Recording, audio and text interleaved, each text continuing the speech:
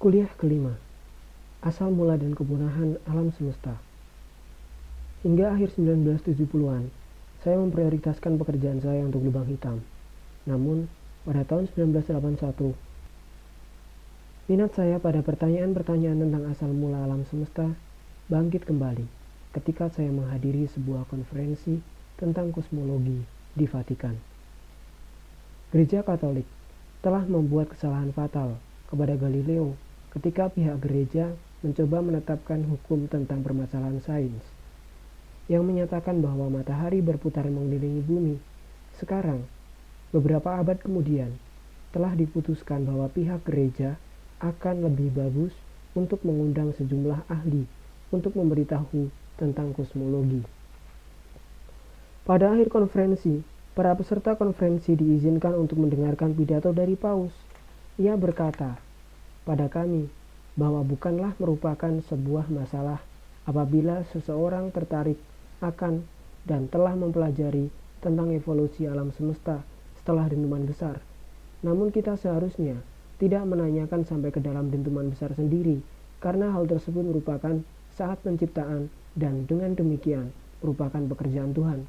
Saya kemudian merasa senang karena Paus tidak mengetahui pokok permasalahan yang baru saja saya kemukakan di konferensi ini. Saya tidak hendak bercerita tentang nasib yang menimpa Galileo.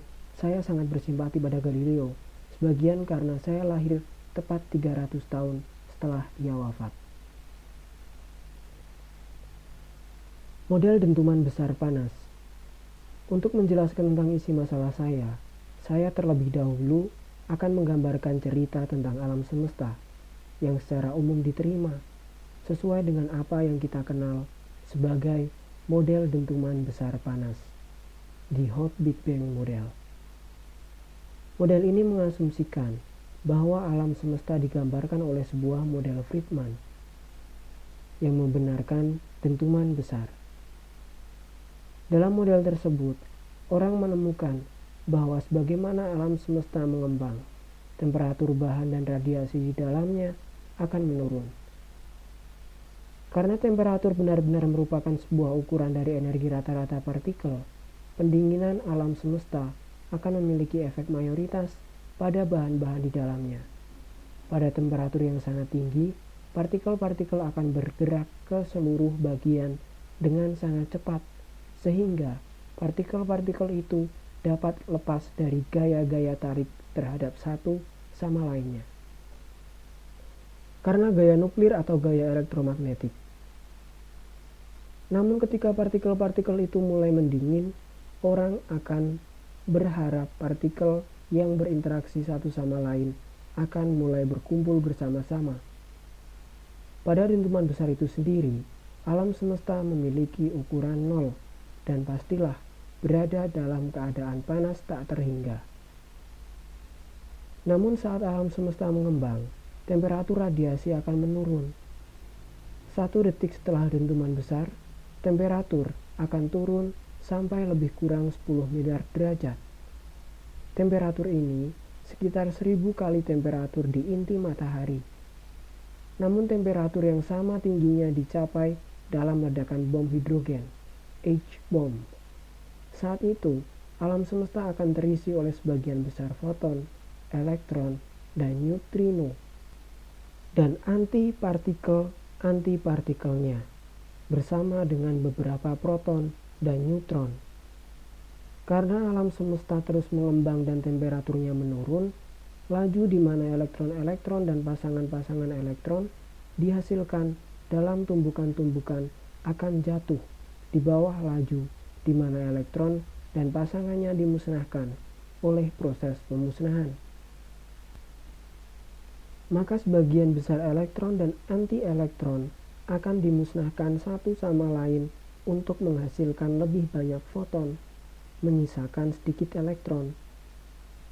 Sekitar 100 detik setelah dentuman besar, temperatur akan turun sampai 1 miliar derajat, sama dengan suhu di dalam bintang paling panas. Pada suhu ini, proton-proton dan neutron-neutron setelah beberapa waktu tertentu akan memiliki energi yang cukup untuk melepaskan diri dari gaya tarik dan gaya nuklir yang kuat. proton-proton dan neutron-neutron akan mulai bergabung bersama-sama menghasilkan inti-inti atom deuterium atau hidrogen berat yang berisi satu proton dan satu neutron. Inti deuterium kemudian bergabung dengan lebih banyak proton-proton dan neutron-neutron untuk menghasilkan inti helium yang berisi 2 proton dan 2 neutron. Akan terdapat juga sejumlah kecil pasangan unsur-unsur yang lebih berat seperti lithium dan berilium. Orang dapat mengkalkulasi bahwa dalam model dentuman besar panas, sekitar 1/4 proton dan neutron akan berubah menjadi inti helium, sepanjang dengan sedikit hidrogen dan unsur-unsur lain. Neutron-neutron yang masih tersisa akan meluruh menjadi proton-proton yang merupakan inti dari atom-atom hidrogen biasa. Prediksi-prediksi ini sangat sesuai dengan apa yang teramati. Model dentuman besar panas juga memprediksikan bahwa kita harus mampu mengamati radiasi sisa dari tahapan alam semesta mula yang sangat panas. Meskipun demikian, temperaturnya akan tereduksi menuju beberapa derajat di atas nol mutlak karena ekspansi alam semesta.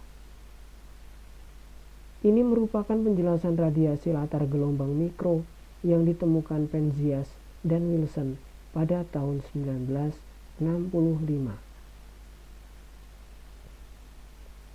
Kita kemudian percaya sepenuhnya bahwa kita telah memiliki gambaran yang benar, setidaknya kembali sekitar 1 detik setelah dentuman besar.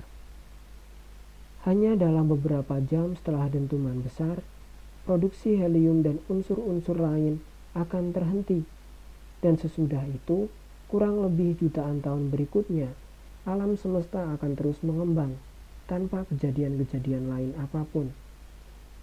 Pada akhirnya, ketika temperaturnya mengalami penurunan menjadi beberapa ribu derajat, elektron-elektron dari inti akan segera memiliki energi untuk memperlemah gaya tarik elektromagnetnya, dan kemudian akan mulai berkombinasi untuk membentuk atom-atom. Alam semesta secara keseluruhan akan terus mengembang dan mendingin, namun dalam daerah yang sedikit lebih rapat daripada kerapatan rata-rata, pengembangan akan melambat karena gaya tarik gravitasi ekstra. Pada akhirnya, pengembangan akan berhenti dalam beberapa daerah dan menyebabkan daerah tersebut mulai runtuh kembali. Sebagaimana daerah tersebut meruntuh, tarikan gravitasi dari bahan di luar daerah ini akan menyebabkan mereka mulai berotasi ringan.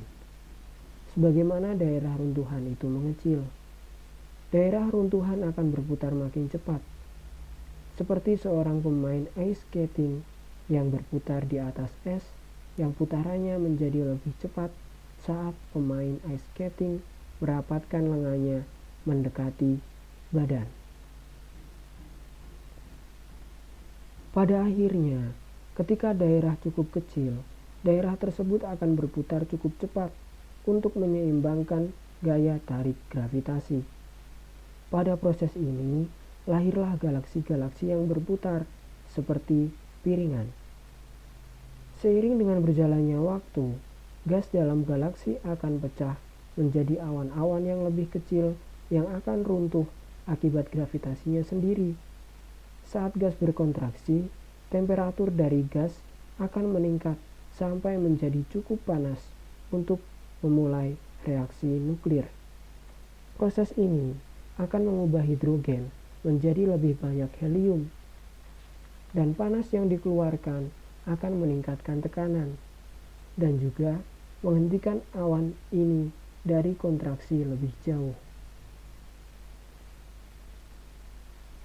Mereka akan berada dalam keadaan ini untuk waktu yang lama sebagai bintang yang seperti matahari kita, membakar hidrogen menjadi helium dan meradiasikan energi dalam bentuk panas dan cahaya. Bintang yang lebih masif memerlukan kondisi yang lebih panas untuk menyeimbangkan gaya tarik gravitasinya yang lebih kuat. Ini akan membuat reaksi fusi nuklir berproses lebih cepat, di mana bintang tersebut akan menggunakan hidrogennya sekurang-kurangnya untuk 100 juta tahun. Bintang tersebut kemudian akan berkontraksi secara halus, dan saat memanas lebih jauh, bintang akan mulai mengubah helium menjadi unsur-unsur yang lebih berat seperti karbon atau oksigen. Namun proses ini tidak akan melepaskan lebih banyak energi, sehingga sebuah malapetaka ledakan akan terjadi. Sebagaimana yang saya deskripsikan dalam kuliah saya tentang lubang hitam. Apa yang terjadi kemudian tidaklah begitu jelas, namun nampaknya bahwa daerah pusat bintang akan runtuh menuju keadaan dengan kerapatan luar biasa, seperti sebuah bintang neutron atau lubang hitam. Bagian yang lebih luar dari lubang hitam akan tertiup pergi dalam sebuah ledakan yang sangat besar yang dikenal dengan supernova, yang akan memiliki pancaran paling terang daripada bintang-bintang lain di dalam galaksi. Beberapa unsur yang lebih padat yang diproduksi dekat akhir dari masa hidup bintang rata-rata akan bergerak kembali ke dalam gas dalam galaksi. Gas tersebut akan menyediakan beberapa bahan kasar untuk bintang generasi selanjutnya. Matahari kita berisi sekitar 2% dari unsur-unsur berat ini, karena matahari adalah bintang generasi kedua atau ketiga. Dia dibentuk beberapa miliar tahun yang lalu di luar rotasi gas yang berbentuk awan yang berisi runtuhan-runtuhan supernova awal. Sebagian besar gas dalam awan tersebut membentuk matahari atau telah tertiup jauh. Namun demikian, sejumlah kecil unsur-unsur yang lebih berat terkumpul bersama untuk membentuk benda-benda yang sekarang mengelilingi matahari sebagai planet-planet seperti bumi. Permasalahan yang belum terjawab. Gambaran alam semesta ini yang dimulai dari kondisi yang sangat panas dan kemudian mendingin saat dia mengembang sesuai dengan seluruh bukti-bukti pengamatan yang saat ini kita miliki. Meskipun demikian, tetap saja menyisakan sejumlah pertanyaan penting yang tidak terjawab. Pertama, mengapa alam semesta mula sangat panas? Kedua, mengapa alam semesta menjadi sangat seragam dalam skala yang besar? Atau dengan kata lain, mengapa dia terlihat sama pada seluruh titik pada ruang dan dalam semua arah? Ketiga, mengapa alam semesta bermula dengan laju pengembangan yang sangat dekat dengan laju pengembangan kritis hanya untuk mencegah peruntuhan kembali? Jika laju pengembangan 1 detik setelah dentuman besar lebih kecil dari 1/100.000 juta, alam semesta akan runtuh kembali sebelum mencapai ukurannya seperti sekarang. Dengan kata lain, jika laju pengembangan 1 detik setelah dentuman besar lebih besar dari harga kritis, alam semesta akan terlalu mengembang, yang menjadikan alam semesta kurang lebih kosong. Keempat, meskipun fakta bahwa alam semesta tepat, seragam, dan homogen dalam skala besar, alam semesta berisi gumpalan-gumpalan seperti bintang-bintang dan galaksi-galaksi. Hal ini menjadi pemikiran untuk dapat membangun sebuah perbedaan yang kecil dalam kerapatan dari alam semesta mula dari satu daerah terhadap daerah lain. Apakah asal mula dari fluktuasi kerapatan ini? Teori relativitas umum secara mandiri tidak dapat menjelaskan bagian yang sangat penting ini atau menjawab pertanyaan ini. Hal ini disebabkan karena teori ini memprediksi bahwa alam semesta diawali dengan kerapatan yang tak terhingga, pada singularitas dentuman besar. Pada singularitas, relativitas umum dan seluruh hukum fisika akan hancur. Orang tidak dapat memprediksi apa yang akan nampak untuk yang pertama kali dari singularitas. Sebagaimana telah saya jelaskan sebelumnya, ini berarti bahwa orang dapat dengan baik memotong kejadian-kejadian sebelum dentuman besar keluar dari teori, karena mereka tidak akan mempunyai pengaruh pada apa yang kita amati. Ruang waktu akan memiliki batas sebuah permulaan pada dentuman besar. Mengapa alam semesta harus dimulai saat dentuman besar? Hanya seperti sebuah cara yang mengantar kita menuju keadaan yang saat ini kita amati. Mengapa alam semesta menjadi sangat seragam dan mengembang tepat pada laju kritis untuk mencegahnya runtuh kembali? Orang akan merasa lebih senang tentang ini jika orang dapat menunjukkan bahwa sejumlah cukup konfigurasi awal yang berbeda untuk alam semesta akan memiliki penyebab untuk secara perlahan-lahan menghasilkan sebuah alam semesta seperti yang kita amati.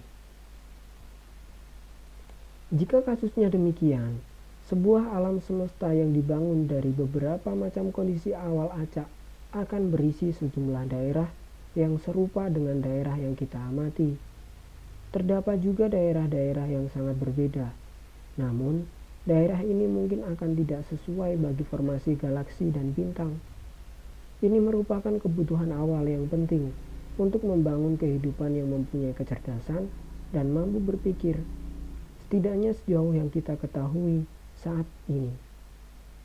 Demikian, daerah ini tidak akan berisi perwujudan-perwujudan untuk mengamati bahwa alam semesta berbeda. Ketika orang berpikir tentang kosmologi, orang harus melibatkan penjelasan tentang prinsip seleksi, bahwa kita hidup dalam sebuah daerah dalam alam semesta yang sesuai dengan kehidupan yang berkecerdasan.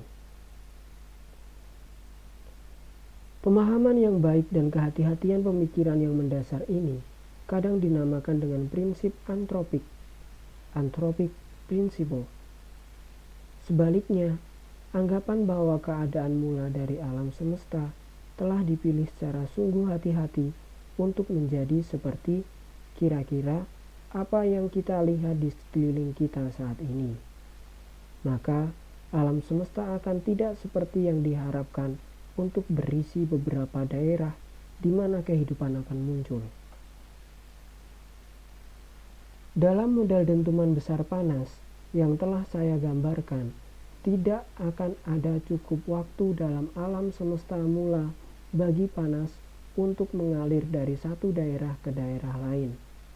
Ini berarti bahwa daerah-daerah alam semesta yang berbeda akan telah dimulai dengan temperatur yang tepat sama, dengan tujuan memberikan sebuah penjelasan bagi sebuah fakta, bahwa latar belakang gelombang mikro memiliki temperatur yang sama dalam setiap arah kita melihatnya. Juga, laju pengembangan mula akan dipilih dengan sangat tepat bagi alam semesta, agar tidak kembali runtuh sebelum mencapai kondisinya seperti saat ini. Ini berarti bahwa keadaan mula alam semesta memang harus ditentukan dengan sangat hati-hati. Jika model dentuman besar panas menjadi sandaran yang benar bagi permulaan waktu, akan menjadi sangat sukar untuk menjelaskan mengapa alam semesta harus bermula tepat dalam cara tersebut, kecuali sebagai tindakan Tuhan yang memiliki tujuan mengapa menciptakan manusia seperti kita. Model inflasi.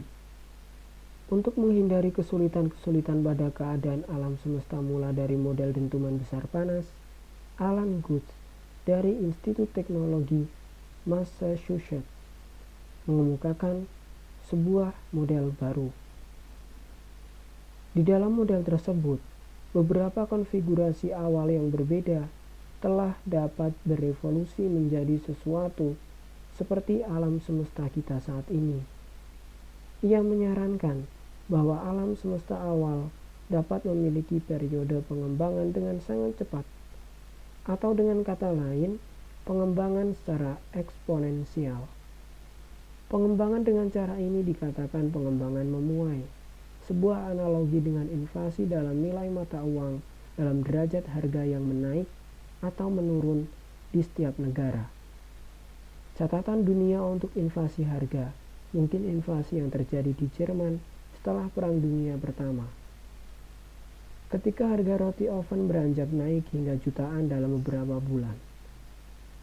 Namun inflasi yang kita pikirkan dapat terjadi pada ukuran alam semesta jauh lebih besar daripada inflasi yang terjadi pada harga 1 juta kali hanya dalam fraksi yang kecil dalam 1 detik.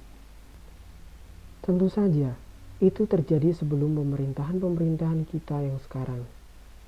Good mengemukakan bahwa alam semesta dimulai dari dentuman besar yang sangat panas.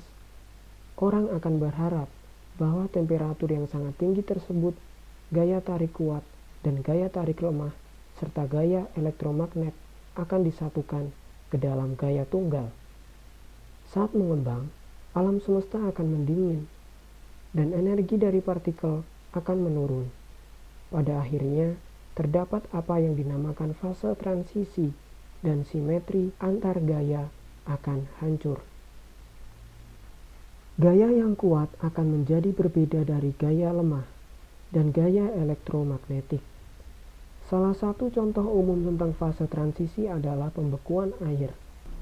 Ketika Anda mendinginkannya, cairan air merupakan bahan yang simetris, sama pada setiap titik dan setiap arah. Ketika kristal es terbentuk, bahan-bahan yang simetris akan mempunyai posisi tertentu dan akan tersusun dalam beberapa arah. Kondisi ini mengacaukan kesimetrian air. Dalam kasus yang terjadi pada air, orang mendinginkannya dengan sangat hati-hati, dengan sangat dingin. Dalam hal ini, orang dapat mereduksi temperatur air hingga mencapai temperatur di bawah titik beku, 0 derajat Celcius, tanpa membentuknya menjadi padatan. Good mengemukakan bahwa alam semesta dapat berperilaku dengan cara yang sama. Temperatur dapat turun hingga di bawah nilai kritis tanpa kesimetrian antar gaya yang ada terkacaukan atau hancur. Energi ekstra yang istimewa dapat memperlihatkan bahwa energi tersebut memiliki efek antigravitasi. Energi tersebut akan berperan seperti halnya konstanta kosmik. Einstein memperkenalkan konstanta kosmik dalam relativitas umum ketika ia mencoba membangun sebuah model alam semesta statis. Namun dalam hal ini, alam semesta kemudian akan mengembang pada laju yang semakin besar. Meski dalam daerah di mana terdapat lebih banyak partikel-partikel bahan daripada kecepatan rata-rata, gaya tarik gravitasi akan menjadi lebih berat karena tolakan dari konstanta kosmik efektif. Dengan demikian, daerah ini juga akan mengembang dengan laju yang dipercepat. Manakala alam semesta mengembang, partikel-partikel bahan menjadi terpisah jauh. Orang akan tinggal bersama dengan alam semesta yang hampir tidak terisi partikel-partikel. Kondisinya masih akan dalam keadaan sangat dingin, super cool, di mana kesimetrian antar gaya tidak hancur. Beberapa ketidakteraturan di dalam alam semesta hanya akan diratakan oleh pengembangannya, seperti kerutan-kerutan pada sebuah balon yang merata ketika Anda meniupnya. Demikianlah keadaan yang rata dan seragam alam semesta seperti saat ini dapat disebabkan dari beberapa keadaan awal tak seragam yang berbeda. Laju pengembangan akan juga mungkin menjaga pada laju kritis yang diperlakukan untuk mencegah runtuhnya kembali alam semesta. Di samping itu, Gagasan inflasi ini dapat juga menjelaskan mengapa terdapat bahan-bahan yang sangat banyak di alam semesta. Terdapat kira-kira 1080 partikel di alam semesta yang dapat kita amati. Dari mana partikel-partikel itu datang? Jawabannya adalah bahwa dalam teori kuantum, partikel-partikel dapat tercipta karena energi dalam bentuk-bentuk pasangan partikel atau pasangan antipartikel. Namun hal tersebut memunculkan pertanyaan, dari mana energi itu datang? Jawabannya adalah bahwa energi total dari alam semesta adalah tepat nol. Bahan-bahan atau benda-benda dalam alam semesta dibuat dalam keadaan energi yang positif. Namun bahan-bahan tersebut seluruhnya memiliki gaya tarik individual karena adanya gravitasi. Dua buah benda yang berada dalam jarak yang dekat mempunyai lebih sedikit energi daripada benda yang sama yang terpisah jauh. Hal ini dikarenakan Anda harus mengeluarkan energi untuk memisahkannya. Anda harus melakukan tarikan melawan gaya gravitasi yang menarik dua benda itu satu sama lain. Demikianlah sehingga dapat dipahami bahwa medan gravitasi mempunyai energi yang negatif.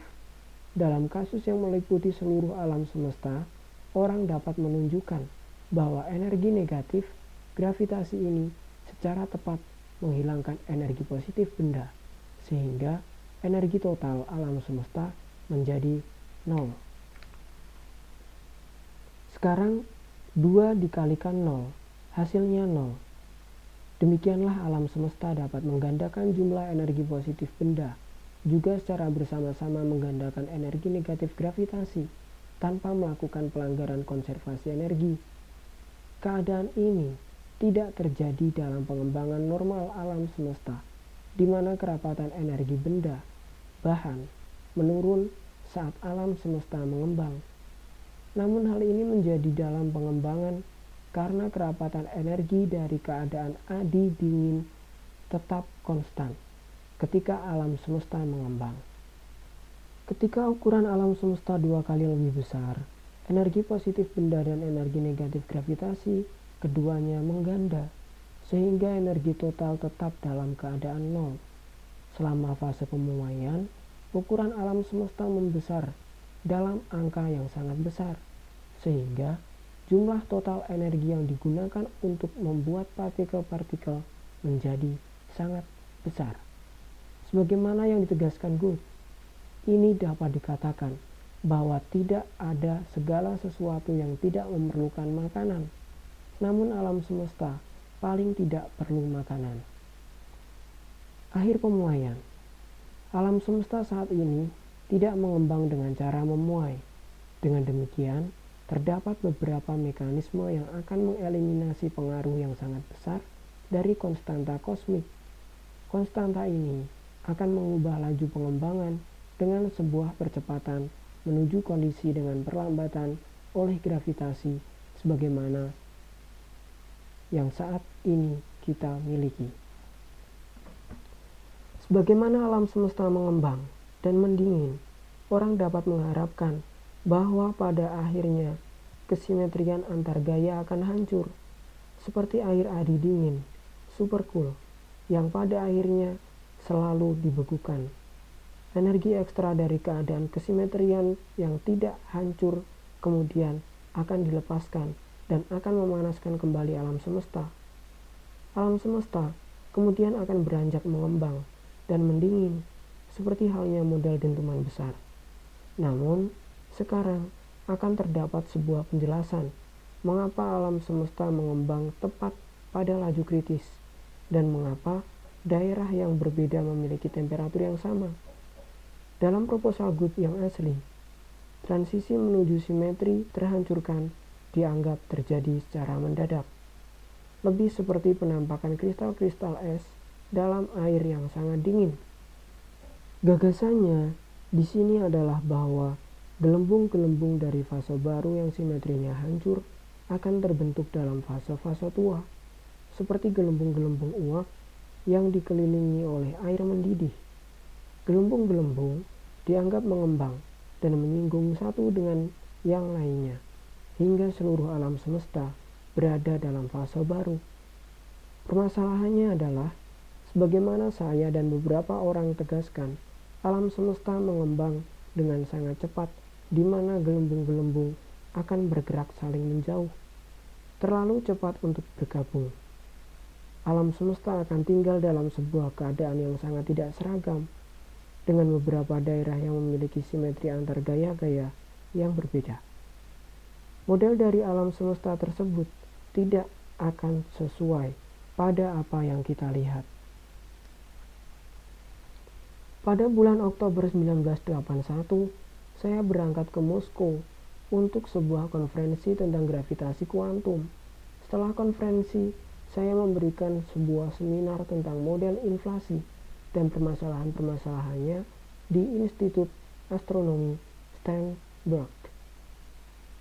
Seorang pendengar, pemuda Rusia bernama Andrei Linde, berkata bahwa kesulitan-kesulitan dengan gelembung-gelembung yang tidak menyatu dapat dihindari jika gelembung-gelembung tersebut mempunyai ukuran yang sangat besar. Dalam hal ini, daerah dalam alam semesta dapat terisi di dalam sebuah gelembung tunggal. Agar kondisi tersebut dapat dipenuhi, kesempatan yang dimiliki bagi perubahan dari kesimetrian menuju ketidaksimetrian haruslah ditempatkan pada laju yang sangat lambat di dalam gelembung. Namun hal ini sangat mungkin sesuai dengan teori penyatuan besar. Gagasan Linde akan penghancuran kesimetrian dalam laju yang kecil sangat bagus. Namun saya tegaskan bahwa gelembungnya akan lebih besar daripada ukuran alam semesta pada saat itu. Saya menunjukkan bahwa kesimetrian akan hancur dalam seluruh tempat dalam waktu yang sama, tidak hanya di dalam gelembung. Kondisi ini akan mengantar kita pada alam semesta yang seragam, sebagaimana kita amati. Model penghancuran simetri laju kecil merupakan usaha yang bagus untuk menjelaskan mengapa alam semesta terjadi dalam cara ini. Namun, saya dan beberapa orang lain menunjukkan bahwa telah diprediksikan lebih banyak variasi-variasi dalam radiasi latar gelombang mikro daripada yang telah diamati. Juga dalam serangkaian penyelidikan lebih lanjut, timbul keraguan apakah akan terdapat jenis-jenis fase yang benar dari transisi alam semesta mula. Sebuah model yang lebih baik, yang dinamakan model ketidakteraturan inflasi, diperkenalkan oleh Linde pada tahun 1983. Model ini tidak tergantung pada fase-fase transisi, dan model ini dapat memberi kita ukuran yang tepat dari variasi-variasi radiasi latar gelombang mikro. Model inflasi menunjukkan bahwa keadaan alam semesta yang kita lihat saat ini dapat muncul konfigurasi awal yang berbeda dalam jumlah besar. Namun, ini tidak dapat menjadi sebuah kasus bahwa setiap konfigurasi awal akan mengantar alam semesta menuju seperti yang kita amati. Maka, model inflasi tidak memberitahukan pada kita mengapa konfigurasi awal merupakan pemproduksi dari apa yang kita amati. Haruskah kita kembali pada prinsip antropik bagi sebuah penjelasan? Apakah ini semua hanya sebuah kesempatan yang merupakan keberuntungan? Hal itu akan terlihat seperti saran tanpa harapan, sebuah negasi dari semua harapan kita pada pemahaman penyebab keberadaan susunan dan arah alam semesta. Gravitasi kuantum. Untuk memprediksikan bagaimana alam semesta seharusnya dimulai, orang memerlukan hukum-hukum yang berlaku pada permulaan waktu. Jika teori klasik relativitas umum benar, teorema singularitas menunjukkan bahwa permulaan waktu akan mempunyai sebuah titik kelukan kerapatan tak terhingga. Seluruh hukum sains yang kita ketahui akan hancur pada titik tersebut. Orang dapat menduga bahwa di tempat itu akan ada hukum baru yang berlaku di singularitas. Namun ini akan sukar, meski untuk memformulasikan hukum-hukum untuk suatu tujuan yang berfungsi secara buruk dan kita tidak memiliki petunjuk dari pengamatan-pengamatan mengenai apakah hukum-hukum tersebut akan berlaku. Namun seperti indikasi teori singularitas, bahwa medan gravitasi menjadi sangat kuat, di mana efek gravitasi kuantum menjadi sangat penting. Teori klasik tidak dapat mendeskripsikan alam semesta lebih jauh, maka orang harus menggunakan teori gravitasi kuantum untuk mendeskripsikan tahapan-tahapan yang sangat awal dari alam semesta. Sebagaimana akan kita lihat, ini dimungkinkan dalam teori kuantum bagi hukum-hukum sains biasa untuk berlaku dimanapun, termasuk pada permulaan waktu. Bukanlah keharusan untuk mempostulatkan hukum baru bagi singularitas, karena tidak perlu terdapat singularitas-singularitas dalam teori kuantum. Kita belum memiliki teori yang lengkap dan konsisten yang mengkombinasikan mekanika kuantum dengan gravitasi. Namun, kami benar-benar telah hati-hati dan memperhatikan dengan seksama dan menyeluruh beberapa bagian penting yang seharusnya dimiliki oleh teori penyatuan besar. Orang seharusnya bekerja sama dengan proposal Feynman untuk memformulasikan teori kuantum dalam bentuk rangkaian peristiwa-peristiwa. Dalam pendekatan ini, sebuah partikel yang berangkat dari A menuju B tidak hanya memiliki sejarah tunggal, sebagaimana berlaku dalam teori klasik. Namun cara ini melakukan pendugaan bagi partikel untuk melalui setiap kemungkinan jalan dalam ruang waktu. Setiap sejarah mengasosiasikan sejumlah pasangan. Satu sisi merepresentasikan ukuran dari sebuah gelombang dan sisi lain mempresentasikan posisi dalam siklus fasenya. Peluang dari partikel tersebut, katakanlah, melewati beberapa titik istimewa ditemukan dengan menjumlahkan gelombang-gelombang yang terkait dengan setiap kemungkinan sejarah yang melewati titik tersebut. Namun pada kenyataannya, ketika orang mencoba mengerjakan jumlah-jumlah ini, orang terbentur pada permasalahan-permasalahan teknis yang sukar. Satu-satunya jalan untuk mendekatinya adalah resep yang aneh. Orang harus menjumlahkan gelombang bagi sejarah-sejarah partikel yang tidak berada dalam waktu yang real, yang saya dan Anda alami, namun mengambil tempat di dalam waktu imajiner. Waktu imajiner terdengar seperti sebuah fiksi ilmiah, namun dalam kenyataannya dapat mendefinisikan konsep matematika dengan baik untuk menghindari kesulitan-kesulitan teknis pada penjumlahan Feynman. Orang harus menggunakan waktu imajiner. Ini mempunyai efek yang menarik dalam ruang waktu. Perbedaan antara ruang dan waktu akan hilang secara keseluruhan. Sebuah ruang waktu di mana peristiwa-peristiwa atau kejadian-kejadian memiliki nilai-nilai imajiner dari koordinat waktu dinamakan dengan Euklidan karena metriknya definit positif. Dalam ruang waktu Euklidan tidak terdapat perbedaan antara arah waktu dan arah ruang. Sebaliknya, dalam ruang waktu real, di mana kejadian-kejadian ditandai oleh nilai-nilai real dari koordinat waktu, akan mudah mengetahui perbedaan antara keduanya. Arah waktu berada dalam kerucut cahaya, dan arah ruang berada di luarnya. Orang dapat memandang penggunaan waktu imajiner sebagai maksud matematis yang sederhana, atau kecerdikan untuk mengkalkulasi jawaban-jawaban tentang ruang waktu. Namun di sana dapat lebih dari sekedar itu. Ini mungkin bahwa ruang waktu Euklidan adalah konsep fundamental, dan apa yang kita pikir sebagai ruang waktu real hanyalah rekaan dari imajinasi kita. Ketika kita menerapkan metode penjumlahan Feynman yang meliputi sejarah alam semesta, analogi dengan sejarah sebuah partikel sekarang menjadi sebuah kurva ruang waktu lengkap yang menggambarkan sejarah seluruh alam semesta. Karena alasan teknis yang telah disebutkan di atas, kurva dari ruang waktunya harus dalam Euklidan. Dalam hal ini, waktu direpresentasikan dengan bentuk imajiner dan tidak dapat dibedakan dari arah-arah dalam ruang. Untuk mengkalkulasi kemungkinan menemukan ruang waktu real dengan beberapa sifat tertentu, orang memadukan gelombang-gelombang terkait dengan seluruh sejarah dalam waktu imajiner yang memiliki sifat-sifat tersebut. Orang kemudian dapat mengerjakan sejarah apa yang mungkin dari alam semesta yang akan berada dalam waktu real. Kondisi tanpa batas. Dalam teori gravitasi klasik yang didasarkan pada ruang waktu real, hanya terdapat dua kemungkinan cara bagi alam semesta untuk berperilaku secara khusus. Apakah alam semesta ada dalam waktu yang tidak terhingga?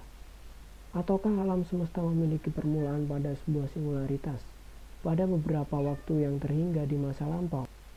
Pada kenyataannya, teorema singularitas menunjukkan kemungkinan kedualah yang berlaku.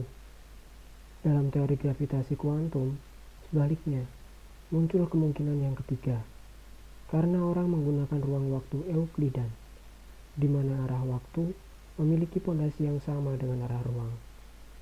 Ini memungkinkan bagi ruang waktu untuk menjadi terhingga dalam jangkauannya dan juga tidak memiliki singularitas yang membentuk sebuah batas atau tepian. Ruang waktu akan seperti permukaan bumi, hanya dengan dua dimensi lebihnya. Permukaan bumi terhingga dalam ruangnya, namun tidak memiliki batas. Jika Anda berlayar menuju arah matahari terbenam, Anda tidak akan jatuh atau membentur singularitas. Saya tahu karena saya telah mengelilingi bumi. Jika ruang waktu Euklidan kembali mengarah pada waktu imajiner tak terhingga, atau tidak dimulai pada sebuah singularitas, kita akan memiliki persoalan sebagaimana dalam teori klasik, khususnya keadaan awal alam semesta. Tuhan boleh tahu bagaimana alam semesta dimulai, dan kita tidak dapat memberi alasan-alasan yang luar biasa untuk memikirkan alam semesta dimulai pada sebuah cara daripada cara-cara yang lain. Sebaliknya, teori gravitasi kuantum telah membuka sebuah kemungkinan baru. Dalam hal ini, tidak adanya batasan pada ruang waktu. Demikianlah, tidak diberlakukannya spesifikasi perilaku alam semesta di tapal batas. Tidak akan terdapat singularitas, di mana hukum-hukum sains hancur, dan tidak ada batas terluar ruang waktu, di mana orang harus bertanya pada Tuhan, atau harus memerlukan hukum-hukum baru untuk menyusun kondisi berbatas bagi ruang waktu. Orang dapat berkata, kondisi bertapal batas dari alam semesta adalah bahwa dia tidak memiliki batas. Alam semesta akan terisi secara mandiri, secara keseluruhan, dan tidak terpengaruh oleh segala sesuatu di luar darinya. Alam semesta tidak akan diciptakan atau dihancurkan. Alam semesta hanya berada. Pada suatu konferensi di Vatikan, saya untuk pertama kalinya mengemukakan usulan bahwa adanya kemungkinan ruang dan waktu secara bersama-sama membentuk suatu permukaan yang terhingga dalam ukuran, namun tidak memiliki batas. Namun, makalah saya lebih cenderung saya tampilkan dalam bentuk matematis, sehingga implikasi bagi peran penting Tuhan dalam penciptaan alam semesta saat itu tidak diperhatikan pada saat itu. Saat dilangsungkannya konferensi di Vatikan, saya tidak tahu bagaimana menggunakan gagasan tanpa batas untuk membuat prediksi-prediksi tentang alam semesta. Meskipun demikian, saya telah menghabiskan musim panas saya berikutnya di Universitas California, Santa Barbara. Di sana, teman dan kolega saya, Jim Harto, mengerjakan tentang kondisi-kondisi apa yang harus dipenuhi alam semesta jika ruang waktu tidak memiliki batas bersama saya. Saya harus menegaskan bahwa gagasan ini, bahwa ruang waktu harus terhingga tanpa batas, hanyalah sebuah usulan. Sebagaimana teori-teori ilmiah lain, gagasan ini dapat dikemukakan karena alasan keindahan dan metafisik. Namun pembuktian yang sesungguhnya adalah apakah gagasan ini membuat prediksi-prediksi sesuai dengan observasi? Namun hal ini sukar untuk menentukan dalam kasus gravitasi kuantum karena dua alasan. Pertama, kita tidak yakin secara pasti teori manakah yang berhasil mengkombinasikan relativitas umum dan mekanika kuantum, meskipun kita telah mengetahui cukup banyak tentang bentuk-bentuk teori tersebut. Kedua, model-model yang mendeskripsikan seluruh alam semesta secara rinci akan terlalu kompleks secara matematis bagi kita untuk dapat mengkalkulasikan prediksi-prediksi yang tepat. Orang kemudian harus membuat perkiraan-perkiraan dan meskipun kemudian persoalan penentuan prediksi-prediksi tetap sukar. Orang menemukan dalam proposal alam semesta tak terbatas bahwa peluang bagi alam semesta ditemukan setelah sebagian besar dari kemungkinan-kemungkinan sejarah menjadi tidak berarti. Namun terdapat sebuah keluarga sejarah yang luar biasa yang lebih mungkin daripada yang lain. Sejarah ini dapat digambarkan seperti permukaan bumi dengan sebuah jarak dari kutub utara yang mempresentasikan waktu imajiner dan garis lintang akan merepresentasikan ukuran ruang dari alam semesta. Alam semesta berawal dari kutub utara sebagai titik tunggal. Ketika seseorang bergerak ke selatan, lingkar garis lintang akan membesar berkaitan dengan pengembangan alam semesta dalam waktu imajiner. Alam semesta akan mencapai ukuran maksimum pada ekuator dan akan berkontraksi kembali menuju titik tunggal pada kutub selatan. Meskipun alam semesta akan memiliki ukuran 0 pada kutub utara dan selatan, titik ini tidak akan menjadi singularitas lagi. Meskipun kutub utara dan kutub selatan bumi singularitas, hukum-hukum sains akan berlaku pada permulaan alam semesta, tepat sebagaimana saat berada di kutub utara dan selatan bumi. Namun sejarah alam semesta dalam waktu real akan terlihat sangat berbeda. Ini akan terlihat bermula pada sebuah ukuran minimum, sama dengan ukuran maksimum dalam sejarah waktu imajiner. Alam semesta kemudian akan mengembang dalam waktu real, seperti model alam semesta inflasi. Namun, orang saat ini tidak akan memiliki asumsi bahwa alam semesta telah diciptakan oleh sesuatu siapa dalam sebuah bagaimana diciptakannya dalam jenis keadaan yang benar. Alam semesta akan mengembang menuju ukuran yang sangat besar, namun pada akhirnya akan runtuh kembali menjadi apa yang terlihat seperti singularitas dalam waktu real.